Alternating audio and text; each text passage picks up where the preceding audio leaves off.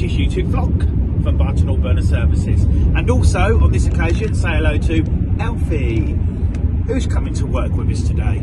So, straight on, we are going to do a S-Plane conversion today for you. We're going to show how it's done, how it's wired, etc., stuff like that. We're going to convert it from a Y-plan system, and we're going to use a full EPH, full wireless system. So it's got a wireless thermostat for the hot water cylinder, and it's got a wireless thermostat for the heating circuit. All runs through the programmer. Very, very clever little bit of kit. And they're getting more and more popular as well. So that's what we're up to. I'm off to the office to drop the dog off, but the most important thing of the day is coffee. Have to have my coffee, as we all know. I love coffee. And yeah, I'll see you at the house.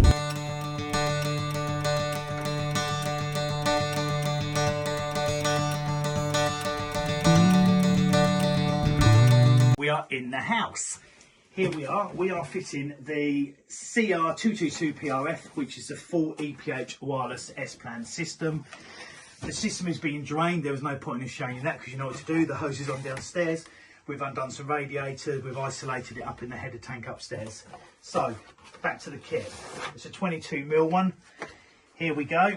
There's your motorised valves here. They come in the kit, number 1 and number 2. Like so. These are quite clever valves because you can literally undo that, push that button, they pop off and they clip on. So in future, when you want to repair it, that's going to sit in your pipe work, you can clip them on and off. And then just to hold them in place, i.e. stop you pushing the button, you just do that back up. The other good thing about these EPH valves, which is the V22P valve actually, is that you can just clip the wire on and off. So in the future, if one of these heads goes down, unclip, change, done. 2-minute job, nice and easy. Also LED, so we know what's going on there. If the system's working, not working, when it's powered up and live, it should be lit up. So that is the motorised valve with the leads. You can get these leads in 5 meters as well, but clearly we don't need it in 5 meters today. We have 2 wireless thermostats. They're both very similar to each other. This is the cylinder stat. That will go on the wall in the airing cupboard, like so. Obviously it's not powered up at the moment. And then in here in the kit as well, we've got the sensor that goes into the cylinder, obviously behind the foam in the foam lagging, and the 2 wires that go to connect it there. With your batteries. Batteries last a couple of years, but we change one every service. With your instructions, we have, it looks exactly the same, but it's actually very slightly different. Here is obviously the room thermostat which sits there. Again, it can be fixed to the wall, or in this case we can have it freestanding with your batteries. Away that goes. Loads of packaging. We hate packaging, but there we go. Goes there. So I'm lining it all up nicely so we know what's going on. Finally, the R27RF. RF basically means it's wireless. Okay, so you've got a little picture of it there. It's a 2-channel programmer, which is really good. And the idea is that it talks basically to them thermostats. So you can literally dial the thermostats in and out. So if I flick that off there, there we go. Whoa, see that for catch? There we go. Okay, so that'll be fixed to the wall soon. Again, full wiring instructions which are there. And again, we hate packaging over there. Comes with a wiring centre. It's the only thing I don't like really about EPH are these wiring centres. They're not great. I use Wago boxes. To be honest, they're much easier, but if needed, you can use that as well. For us, it's going over there. And the best thing, like all stuff from EPH, look at that, a nice wiring instruction. We don't need it, but if you do, it's there. So there you go. That's a bit about what we're going to fit. We'll put all that over there. S-Plan means you've got 2 valves. We've got a Y-plan in the cupboard at the moment. Can you see that? 1 valve. So we've got the water being pushed from downstairs, from the coming from the boiler, the flow from the boiler. It comes into the bottom of the valve, and then it diverts left to the cylinder, or it diverts right and goes down to the flow of the heating system. In this case, it's getting stuck, and it keeps getting stuck, and we have a lot of trouble with them. So what we're going to do is we're going to take this out here, we're going to cut it here, and we're going to cut it here. We're going to remove that. We're then going to put a new piece of pipe in, and we're going to tee. We're going to come in with 1 valve for the hot water only, and 1 valve down there for the heating only. Not going to look the prettiest because we're not reconfiguring the whole of the airing cupboard. And for the purpose of this today, we're going to try our new press gun out by Rothenberg, the Rothenberg Compact TT Turbo. So we're looking forward to that. The only thing I have found out about this cupboard, if we look there, Ryan, in there, you will see it's a fill and a vent together, which is a no-no. So we're going to have a nightmare to vent the system. We will sort this out because on draining, we have noticed that the system's dirty. So we've recommended a power flush. We have also recommended that we seal the system. Then it stops us having to have this problem here. I'm going to cut this out and I'm going to come back to you.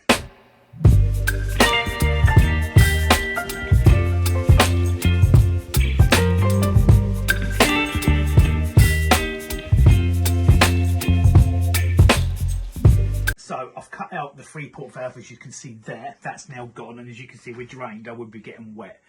Okay, it's a bit of an awkward one really, because we've got to get on here. Can't undo that for some reason, and we've got to get on here. So I'm probably going to get an elbow, maybe go this way. I might bring a piece of pipe up here, and then we'll configure all the valves in here and come back onto here. So I'm going to use a press fit in here. Okay, we've only just started using press. To be honest, I still prefer soldering. But for the purposes of this, we just want to try it. So we're putting it on. We're putting it on there. This is a 3-second press on here. So click. Done. Take it off. And that is it. That is now fitted on there. Okay, we take the ring off and then we know it's done. I'm going to pull that out of the way. I'm going to pop this onto here. So this is the heating flow I'm doing at the moment. Okay, and then we're going to get the gun on there. In here like so. And we're going to go again.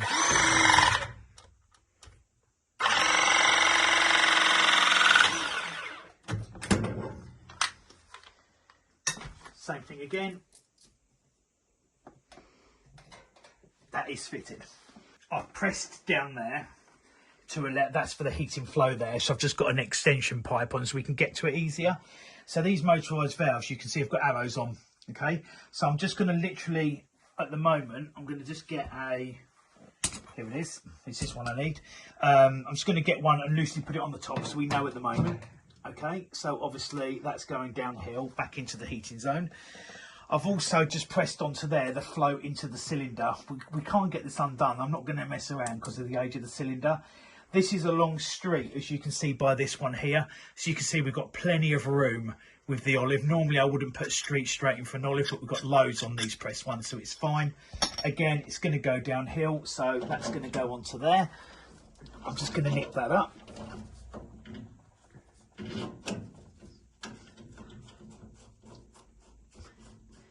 Like so. Do that in a minute. So now, as you can see, both the motorised valves are going to face us, so it's nice and neat and tidy. So there's the hot water, there's the heating. It's going to come from the boiler down the side here. It's going to come up and over. Air would normally go up there, but I've explained that earlier. It comes down, the pump pushes down, it goes left, it goes into a T. It then diverts into the hot water cylinder when that valve's open, and then it goes further round and down into the heating circuit when the heating circuit's open. So I'm just going to cut and press all this up and we're going to come back to you. Like I said, it's never going to look the best in here, and yes, we prefer solder to be honest, but we wanted to use a press gun because we haven't used it. We just thought we'd give it a go. So it's gone okay. So as you can see now, you've got your T, goes to your hot water cylinder, goes down to your heating. So we're now going to put the valves on. So you open these valves up, like so, put them in the lock position, you wait and let go. Now it's in lock. You then push it on to the valve, like so, and then you release. It is as simple as that. There's a little grub screw at the back that I'm now doing up. Okay, and that basically allows it so you can't now get that off. They are loose, but you can't get them off. That's just how they sit. Okay, so I'm going to do it on the back as well. Nice and straightforward. I'm probably going to mark them at the end, what's what, and then people can just see what's going on with it. So it's a nice straightforward. Everything's looking at you like it's supposed to. Okay, we're just down to the wiring now. We just got to fill it up first. And yeah, it's just going to make it easier. So in the future, when somebody's got a problem, we can talk to them on the phone and say, is this lit up? Is that lit up? It's just nice and straightforward.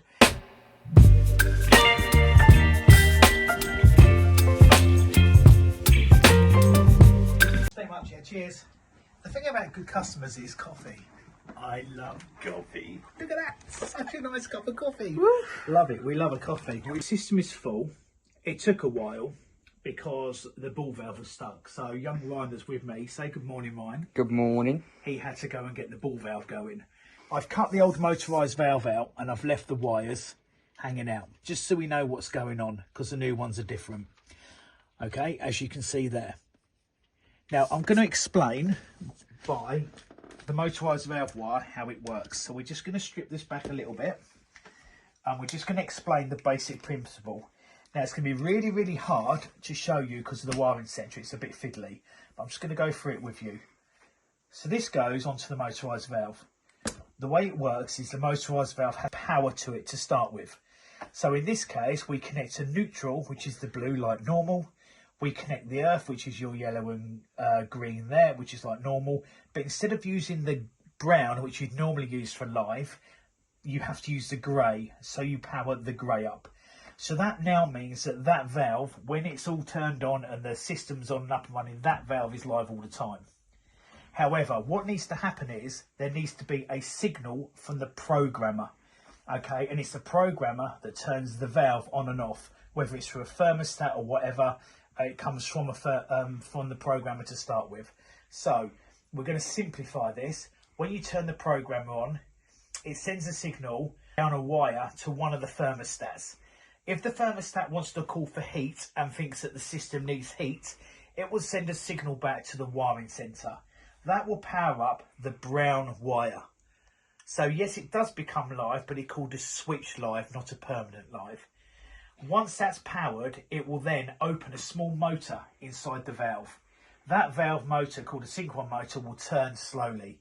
It opens the valve first, so the valve becomes open to allow the water to come through, and then it hits a little micro switch inside.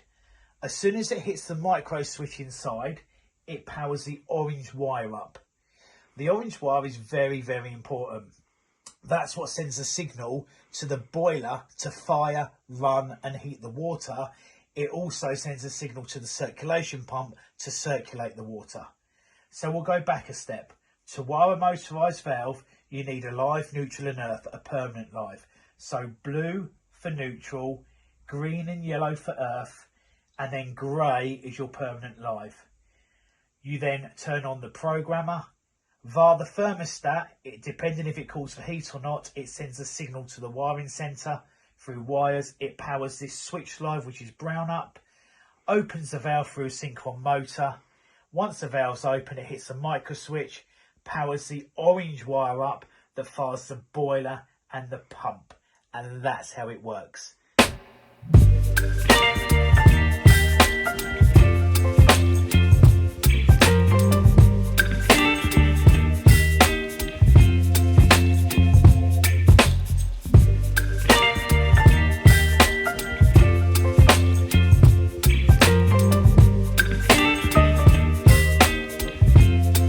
Is it, everyone? Another happy customer. That is the full wireless EPH system, S-Plan 22mm valves, done. Didn't show as much wiring of it as what I wanted to, but it was so tight in there, it was just very, very hard to even get a camera in there to show you.